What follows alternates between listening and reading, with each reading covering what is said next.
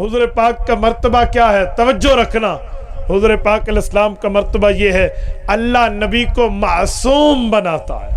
معصوم کا معنی سورت نمبر 12 سورت یوسف رب کریم فرماتے ہیں وَكَذَلِكَ لِنَصْرِفَ عَنْهُ السُّوءَ وَالْفَحْشَاءَ، رب نبی سے گناہ ہونے نہیں دیتے۔ پیغمبر کا مقام یہ ہے، پیغمبر کا مرتبہ یہ ہے، پیغمبر کا درجہ یہ ہے، پیغمبر کی حیثیت اور ویلیو یہ ہے، رب نبی کے قریب گناہ کو نہیں لانے دیتے۔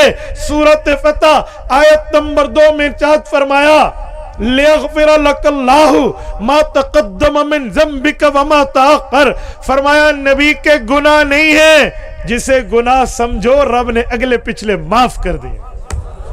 حدیث پاک میں ہے حضور پاک علیہ السلام نے لمبی نماز پڑھی، اما جان عائشہ فرماتی ہیں حتیٰ توارت قدما، حضور پاک علیہ السلام کے قدم مبارک میں قیام لمبا کرنے سے ورم آ گیا، تکلیف آ گئی۔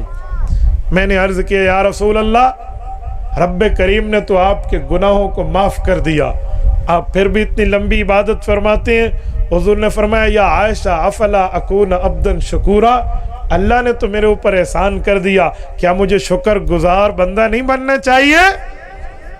تو اس سے پتہ چلا نبی کے گناہ تو معاف ہیں۔ اور جو پیغمبر کی جماعت ہے، پیغمبر کی اہل بیت اور پیغمبر کے صحابہ ہیں، ان کا مقام کیا ہے، ان کا رتبہ کیا ہے؟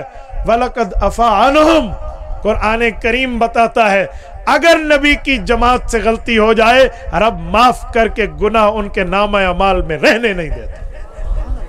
غلطی ہو سکتی ہے، نبی نہیں ہے، صحابہ ہیں، ہو جائے گی، لیکن اس غلطی کو رب معافی میں بدل کے ان کے نامہ اعمال میں گناہ رہنے نہیں دیتا۔ اس پر بھی قرآنی فیصلہ، اس پر بھی قرآنی فیصلہ، اس پر کیا اشکال ہے؟